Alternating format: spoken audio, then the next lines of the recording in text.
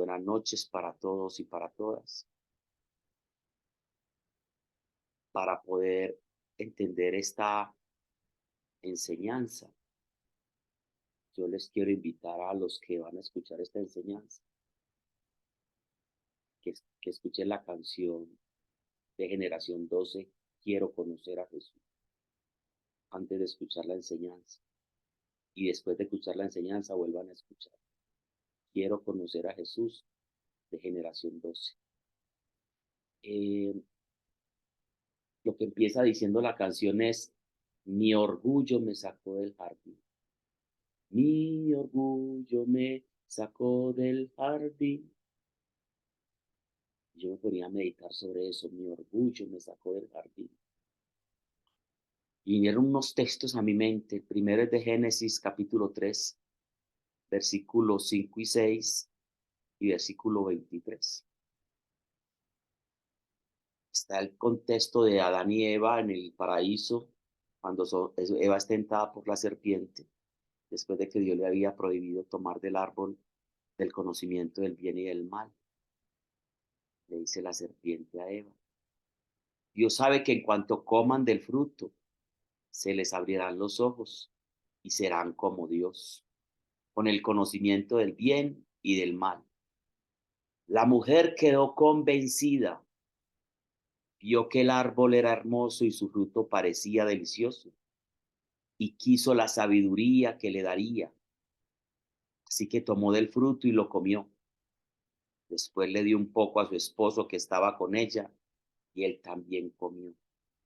Y el versículo 23 dice: así que el Señor Dios los expulsó del jardín de Edén y envió a Adán a cultivar la tierra de la cual él había sido formado.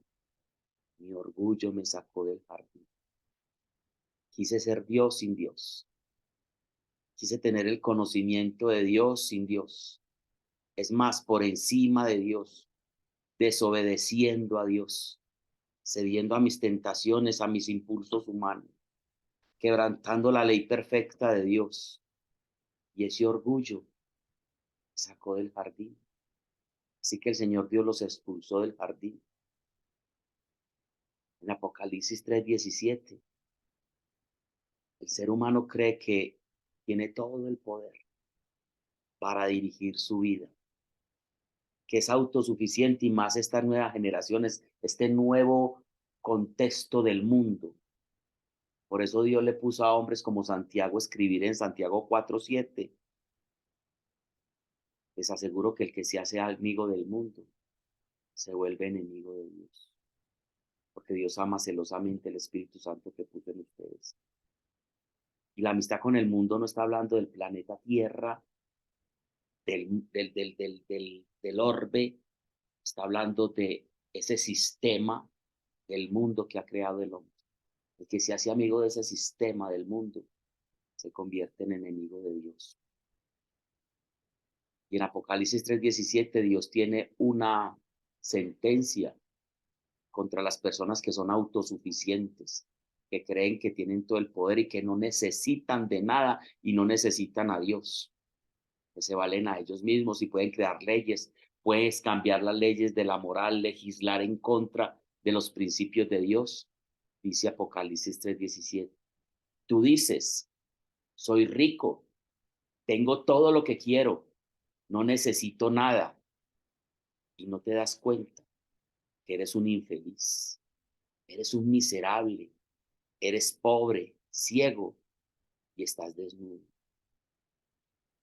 En 1 Corintios 1:19 al 24 dice lo siguiente: como dicen las escrituras, destruiré la sabiduría de los sabios y desecharé la inteligencia de los inteligentes. Así que ¿dónde deja eso a los filósofos, a los estudiosos y a los especialistas en debates de este mundo? Dios ha hecho que la sabiduría de este mundo parezca una ridiculez. Pero no, es que la gente habla de ciencia, habla de las nuevas libertades, habla de las inclusiones, de las nuevas ideologías.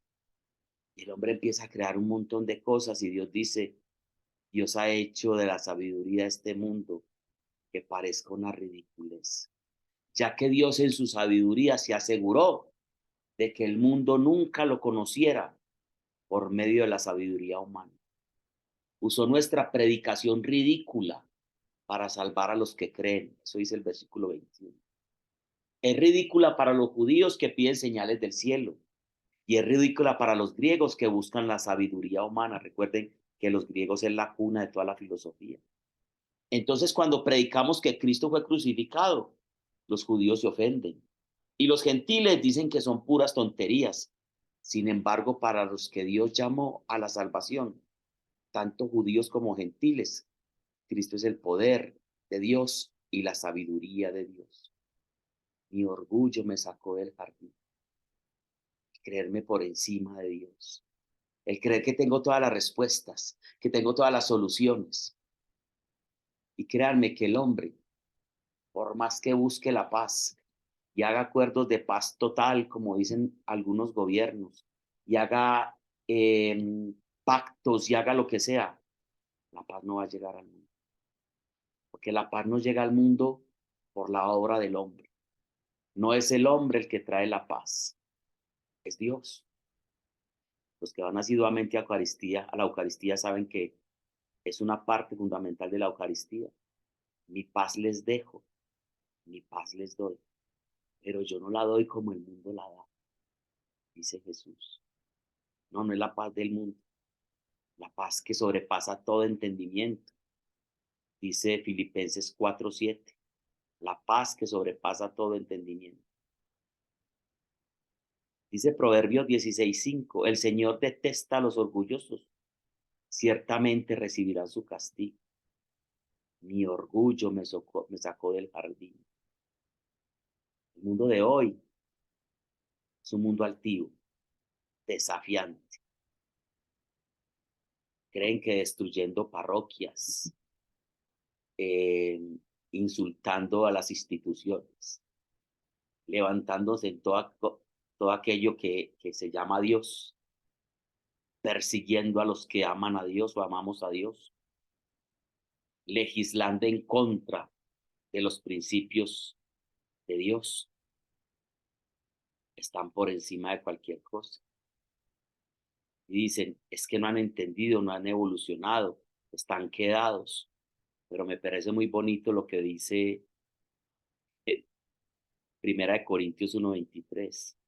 Entonces, cuando predicamos que Cristo fue crucificado, los judíos se ofenden y los gentiles dicen que son puras tonterías. Los gentiles son las personas de ahora, todos los que estamos en Cristo que no somos descendencia judía. Sin embargo, para los que Dios llamó a la salvación, tanto judíos como gentiles, Cristo es el poder de Dios y la sabiduría de Dios. Hay dos formas griegas de la palabra arrogancia, porque eso es lo que hay en el hombre, arrogancia, que se usan en el Nuevo Testamento, que esencialmente significan lo mismo. La primera palabra que vamos a hablar hoy es uperocos. Uperocos. Significa hinchazón, extravagante. Ustedes no han visto que el mundo de hoy es extravagante. ¿Vieron lo que pasó todo este mes? Qué extravagancia. Ese es el mundo de hoy, extravagante. Un mundo al margen de Dios. Segunda de Pedro 2:18 dice, oiga pues lo que dice, se jactan de sí mismos con alardes tontos y sin sentido. Saben cómo apelar a los deseos sexuales pervertidos para incitar a que vuelvan al pecado los que apenas se escapan de una vida de engaño. Prometen libertad, pero ellos mismos son esclavos del pecado y de la corrupción. La libertad de culto, la libertad sexual, la libertad en esto, prometen libertad para ellos mismos, pero ellos mismos son esclavos del pecado y de la corrupción, porque uno es esclavo de aquello que lo controla. Y cuando la gente escapa de la maldad del mundo por medio de conocer a nuestro Señor y Salvador Jesucristo, pero luego se enreda y vuelve a quedar esclavizado por el pecado, termina peor que antes. El apóstol Judas en el capítulo 1, versículo 16 de su libro dice, estos individuos son rezongones, se quejan de todo y viven solo para satisfacer sus deseos, son fanfarrones, que se jactan de sí mismos y adulan a otros para conseguir lo que quieran. La otra palabra que se utiliza para arrogante es pusiosis, pusiosis, y significa inflar. También significa arrogancia o orgullo. Segunda de Corintios 12:20 dice, pues temo que cuando vaya no me gustará lo que encuentre, dice Pablo, y que a ustedes no les gustará mi reacción. Temo que encontraré peleas, celos, enojo, egoísmo, calumnias, chismes, arrogancia y conductas desordenadas. Eso es lo que encontraré, dice Pablo. Esa palabra fusiosis corresponde a los creyentes y el reconocer que ser arrogante o tener una actitud presumida es la antítesis de la piedad. La arrogancia es la antítesis de la piedad. Mi orgullo me sacó del jardín, pero su humildad puso el jardín en mí, porque la antítesis del orgullo es la piedad, la humildad. Segunda de Pedro 1:5, hablando de la piedad, dice, en vista de todo esto, esfuércense al máximo por responder a las promesas de Dios completamente, completando, complementando su fe, perdón, complementando su fe con una abundante provisión de excelencia moral, la excelencia moral con conocimiento, el conocimiento con el control o el dominio propio, y el dominio propio con perseverancia, y la perseverancia con sumisión a Dios, y la sumisión a Dios con el afecto fraternal, y el afecto fraternal con el amor por todos. La arrogancia no es nada más que una clara demostración del sentido de prepotencia de una persona. El ser humano es prepotente, arrogante, orgulloso, y ese orgullo lo sacó del jardín una vez, pero ese orgullo lo sigue dejando por fuera del jardín, porque muchos de ellos no quieren reconocer y acercarse a Dios, porque es de tontos, es de personas ignorantes, es de personas que se dejan lavar el cerebro. Yo sé más, yo soy moderno, yo tengo libertades, no han conocido las libertades. El orgullo lo sigue sacando del jardín. Dice segunda de Timoteo 3:2 al 6. Miren qué carta tan tremenda. Pues la gente solo tendrá amor por sí misma y por su dinero. Serán fanfarrones y orgullosos. Se burlarán de Dios, serán desobedientes a sus padres y malagradecidos. No considerarán nada sagrado. No amarán ni perdonarán. Calumniarán a otros y no tendrán control propio. Serán crueles y odiarán lo que es bueno. Traicionarán a sus amigos, serán imprudentes, se llenarán de soberbia y amarán el placer en lugar de amar a Dios. Actuarán como religiosos, pero rechazarán el único poder capaz de hacerlos obedientes a Dios. Aléjate de esa clase de individuos, pues son de los que se la ingenian para meterse en las casas de otros y ganarse la confianza, sobre todo de las mujeres vulnerables que cargan con la culpa del pecado y están dominadas por todo tipo de deseos. Similar la mentalidad, todo es sobre mí, todo el mundo gira en torno a mí. No sé si ustedes están viendo en esas palabras de Pablo, Timoteo, una radiografía de lo que es el mundo actual. ¿Cómo veía Pablo este mundo actual? No, impresionante. Proverbio 21:24 dice, los burlones son orgullosos y altaneros, actúan con arrogancia y no tienen límites. Proverbio 6:16 al 19 dice, hay 6 cosas que el Señor odia: los ojos arrogantes, la lengua mentirosa, las manos que matan al inocente, el corazón que trama el mal, los pies que corren a hacer lo malo, el testigo falso que respira mentiras y el que siembra discordia en una familia. Una radiografía de la política, del mundo, del desorden. Mi orgullo me sacó del jardín. Yo meditaba sobre esa palabra y se venían todos estos textos a mi mente y empecé a copiarlos en una hojita y después hago un resumen de todo ello. Y la segunda parte de la canción dice, su humildad puso el jardín en mí. O sea, mi orgullo, Héctor, el orgullo de cada uno de nosotros nos sacó del jardín, pero su humildad puso otra vez el jardín en mí. Y esto es claro, la humildad de Jesús fue la que nos acercó otra vez al jardín. Filipenses 2:5 al 11 dice, tenga la misma actitud que tuvo Cristo Jesús. Aunque era Dios y podía tener todo el orgullo que podría tener, aunque era Dios, no consideró que el ser igual a Dios fuera algo a lo cual aferrarse. En cambio, renunció a sus privilegios divinos, adoptó la humilde posición de un esclavo y nació como un ser humano cuando apareció en forma de hombre. Su humildad trajo el jardín en mí, puso el jardín en mí. Se humilló a sí mismo en obediencia a Dios y murió en una cruz como morían los criminales. Por lo tanto, Dios lo elevó al lugar de máximo honor y le dio el nombre que está por encima de todos los demás nombres, para que ante el nombre de Jesús, claro, y todos los arrogantes lo harán algún día, y todos los que no quieren y que fueron sacados del jardín por su arrogancia y por su orgullo, algún día se cumplirá este pasaje de Filipenses 2:10 y 11. Toda, para que ante aquel nombre de Jesús, Yeshua, se doble toda rodilla en el cielo y en la tierra y debajo de la tierra, y toda lengua confiese que Jesucristo es el Señor, para la gloria de Dios Padre. Su humildad puso el jardín en la carta de Tito, capítulo 2, versículo 11 y 12, 11 al 14, perdón. Dice, pues la gracia de Dios ya ha sido revelada, la cual trae salvación a todas las personas. Y se nos instruye a que nos apartemos de la vida mundana y de los placeres pecaminosos en este mundo maligno. Debemos vivir con sabiduría, justicia y devoción a Dios, mientras anhelamos con esperanza este día maravilloso en que se revele la gloria de nuestro gran Dios y Salvador Jesucristo. Él dio su vida en humildad para librarnos de toda clase de pecado, para limpiarnos y para hacernos su propio pueblo, totalmente comprometidos a hacer buenas acciones.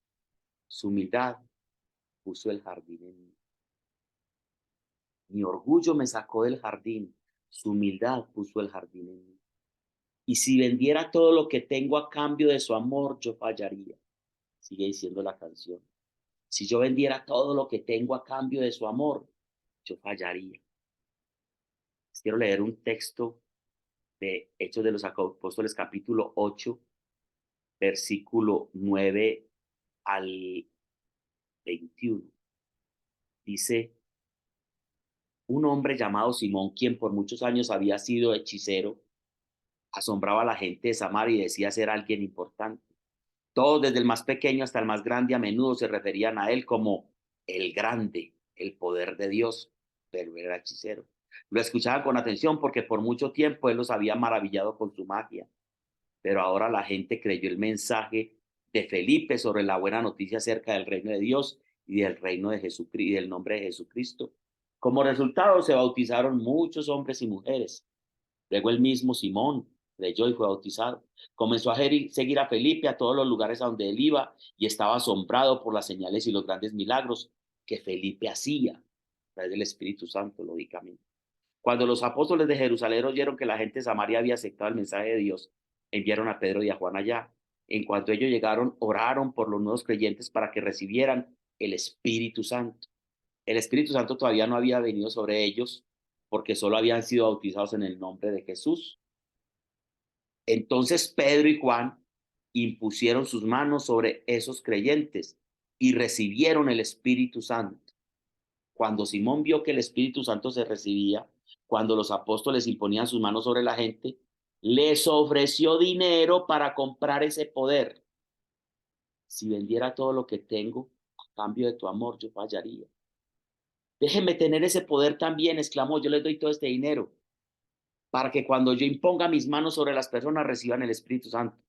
Pedro le respondió, que tu dinero se destruya junto contigo por pensar que es posible comprar el don de Dios. El don de Dios es el Espíritu Santo y es el amor. El don de Dios es el amor y el amor es el Espíritu Santo, que es Dios. Si vendiera todo lo que tenga a cambio de tu amor, yo fallaría. Tú no tienes parte ni derecho en esto porque tu corazón no es recto delante de Dios. Si vendiera todo lo que tengo a cambio de su amor, si hiciera un montón de cosas para ganarme el amor de Dios, yo fallaría. Y dice, porque su amor no se compra ni se merece. El amor de Dios ni se compra ni se merece. En un mundo que habla de merecimiento, es que me lo merezco. He escuchado personas decir, es que venga, lo más importante, ámese a usted mismo. Y sí, es muy bonito amarse a uno mismo, de hecho es un mandamiento. Ama a tu prójimo como a ti mismo. O sea, tú te tienes que amar. Pero los libros de autoayuda hablan de otra cosa. Ámese a usted mismo y no le importe los demás. Pelee por usted. Esto es una batalla del más fuerte. Y si tiene que apoyarse y hundir al otro, hágalo, pero ámese usted mismo, preocúpese por lo suyo. Porque su amor no se compra ni se merece. Este es un mundo donde el hombre habla de merecimiento. Romanos 1:11-6 dice, y como es mediante la bondad de Dios, entonces no es por medio de buenas acciones. Pues en ese caso la gracia de Dios no sería lo que realmente es, gratuita e inmerecida. ¿Escucharon? Lo dice textualmente, su amor no se compra ni se merece. El amor de Dios es gratuito y merecido. Les vuelvo a leer Romanos 11:6, que lo estudiaremos más adelante. Estamos en el 9 en este momento. Y como es mediante la bondad de Dios, entonces no es por medio de buenas acciones. O sea, ninguna persona se salva por hacer buenas acciones, ni compra el amor de Dios por hacer buenas acciones. Pues en ese caso la gracia de Dios no sería lo que realmente es, gratuita e inmerecida. Y Romanos 5:6-7 lo dice, 5:6-8 lo dice también. Cuando éramos totalmente incapaces de salvarnos, que no tenemos forma de hacerlo, ni comprarlo, ni con buenas acciones, con nada podemos salvarnos. Cristo vino en el momento preciso y murió por nosotros pecadores. Ahora bien, casi nadie se ofrecería a morir por una persona honrada, aunque tal vez alguien podría estar dispuesto a dar su vida por una persona extraordinariamente buena. Pero Dios mostró el gran amor que nos tiene al enviar a Cristo a morir por nosotros cuando todavía éramos pecadores. O sea, no lo merecíamos. Su amor no se compra ni se merece. Y sigue diciendo la canción, su amor es un regalo, de gracia se recibe. Su amor es un regalo, de gracia se recibe. Juan 3:16 dice, pues Dios amó tanto al mundo que dio a su Hijo unigénito para que todo aquel que en él crea no se pierda, sino que tenga vida eterna. Está hablando de un regalo. Dios amó tanto al mundo que nos regaló, nos dio el regalo de su Hijo para que todo aquel que en él crea, porque la salvación es por fe, no se pierda, sino que tenga vida eterna. Su amor es un regalo, de gracia se recibe. Y el texto más claro para entender que el amor de Dios es un regalo y se recibe de gracia es Efesios 2:8-10. Dios los salvó por su gracia, de gracia se recibe. Cuando creyeron. Ustedes no tienen ningún mérito en eso. Es un regalo de Dios. Les leo el versículo 8. Dios los salvó por su gracia cuando ustedes creyeron. Ustedes no tienen ningún mérito en eso. Es un regalo de Dios.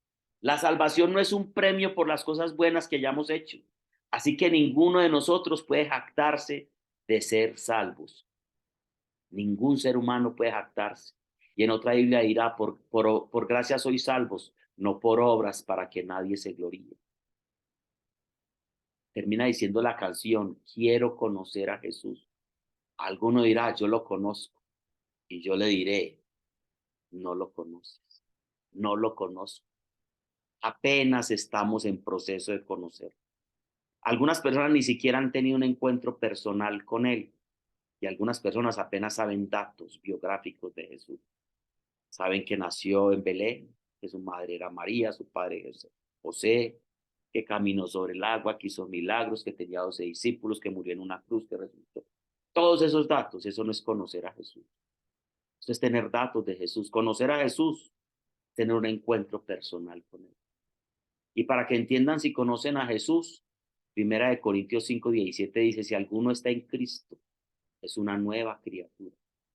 Las cosas viejas pasaron, todas son nuevas.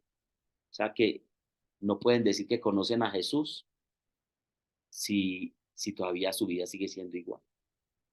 Dice Juan 17:3, y voy a terminar con estos datos de conocer a Jesús.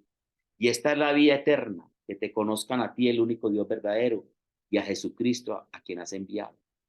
Filipenses 3:8. Así es, todo lo demás no vale nada cuando se le compara con el infinito valor de conocer a Cristo Jesús, mi Señor. Por amor a Él he desechado todo lo demás y lo considero basura a fin de ganar a Cristo. Pablo consideraba basura todo. Lo más importante para él era conocer a Jesús. Segunda de Pedro 3:18. En cambio, crezcan en la gracia y en el conocimiento de nuestro Señor y Salvador Jesucristo. A Él sea toda la gloria, ahora y para siempre. Amén. Efesios 4:13.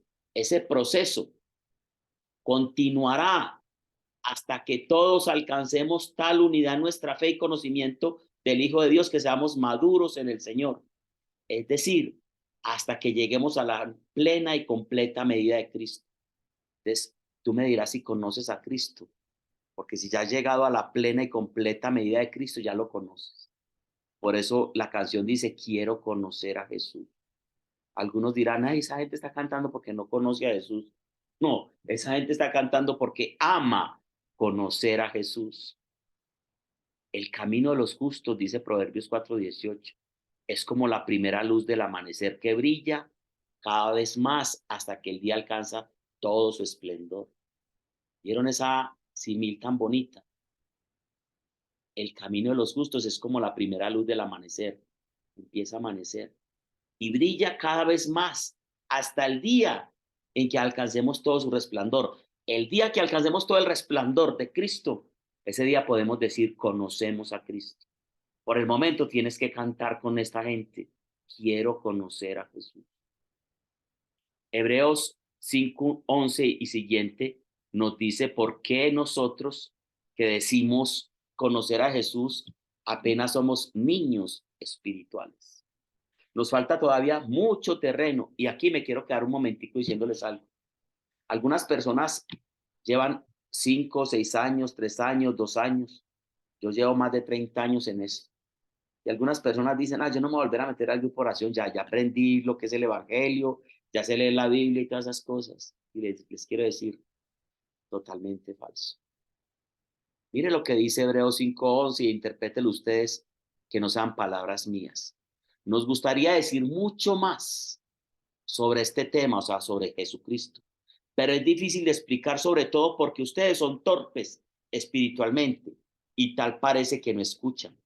Hace tanto que son creyentes que ya deberían estar enseñando a otros. En cambio, necesitan que alguien vuelva a enseñarles las cosas básicas de la palabra de Dios. Son como niños pequeños que necesitan leche y no pueden comer alimentos sólidos. O sea, todavía faltan muchas cosas sólidas. Pues el que se alimenta de leche sigue siendo bebé y no sabe cómo hacerlo correcto. El alimento sólido es para los que son maduros, los que a fuerza de práctica están capacitados para distinguir entre lo bueno y lo malo. Hay tantas cosas que a veces me gustaría enseñar, pero que siento que todavía algunos están en una situación espiritual muy pequeña para entenderlo. Entonces es el proceso. Quiero conocer a Jesús. Mi orgullo me sacó del jardín. Su humildad puso el jardín en mí. Si vendiera todo lo que tengo a cambio de su amor, yo fallaría, porque su amor no se compra ni se merece. Su amor es un regalo, de gracia se recibe. Quiero conocer a Jesús. Ese es el tema de hoy.